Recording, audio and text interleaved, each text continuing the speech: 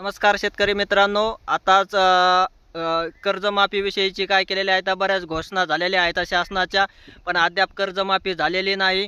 त्यातच काय केले जातं, त्यांना सांगितलं जातं की शासनाने सांगितलं जातं की वेळ आल्यानंतर आम्ही काय करणार आहोत, कर्जमाफी करणार आहोत. आणि तोपर्यंत काय झालेलं आहे, काही शेतकऱ्यांनी कर्जाचा बोजा सहन न होता काय केलेलं आहे, आत्महत्या केलेल्या आहेत. अशा बऱ्याच 1-2 शेतकऱ्याचे काय झालेले आहेत, आत्महत्या झालेल्या आहेत. आणि उपमुख्यमंत्र्यांनी सांगितलं की आम्ही योग्य वेळ आल्यानंतर काय करणार आहोत, कर्जमाफी करणार आहोत. आणि त्याच्यानंतर कृषी मंत्र्यांतर एक आदेशच काढलेला आहे की काय करायची आहे, एक समिती गठीत करायची आहे. आणि समिती गठीत करून त्या सगळ्या शेतकऱ्यांच्या ज्यांच्याकडे कर्ज आहे त्यांचं सगळं काय करायचे आहे, माहिती घ्यायची आहे, माहिती तपासायची आहे. मग कोणी अल्पभूधारक असेल, भूधारक असेल, ऐका नाही, असे जास्त जमिनीवाले आणखीन काही त्यांच्यात नियमावली लावली जाईल. आणि त्या नियमावलीत मग जो शेतकरी बसल त्यांच्या नियमामध्ये त्या शेतकऱ्याची काय करायची आहे, कर्जमाफी करायची आहे.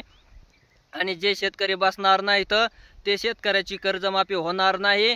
जवळपास आता जवळपास 30 लाख शेतकऱ्याकडे काय झालेलं आहे, कर्ज आहे. आणि त्या नियमामध्ये किती लाख शेतकरी बसतात आणि किती लाख शेतकऱ्याची कर्जमाफी होणार आहे.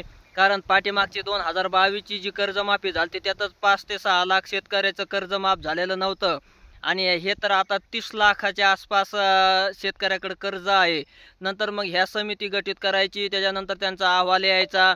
मग तो अहवाल कसा येतो, काय येतो, मग कोणत्या शेतकऱ्याला कर्ज माफ होणार, ते कसं होणार, त्याला कसे नियम लावणार, ह्यात भरपूर वेळ जाणार आहे. तोपर्यंत कर्जाला कंटाळून काही शेतकऱ्यांनी काय केलेले आहेत, आत्महत्या केलेल्या आहेत.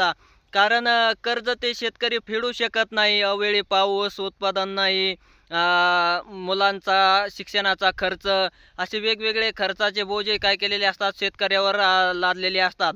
त्यामुळे काय झालेला असतो, शेतकरी कर्जाने पुरता काय झालेला असतो, वेढलेला आहे. आणि शासनाकडून तर वेळोवेळी सांगितलं जातं की आता कर्जमाफी होईल, नंतर होईल.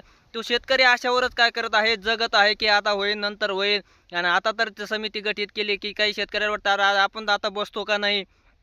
आणि मग आपलं त्या काय नियम काढतात, कसे नियम काढतात, मग तो नियमाचा अहवाल कधी सादर व्हायचा, आणि मग शासनाने परत ती कर्जमाफी कधी जाहीर करायची, ऐका नाही. तोपर्यंत काही शेतकरी आत्महत्या करायला लागलेले आहेत. आणि तसं जर नियमावली जर जाहीर केली, 30 लाख शेतकऱ्यापैकी किती लाख शेतकरी त्याच्यामध्ये बसतात आणि उरलेल्या शेतकऱ्याचं काय आहे.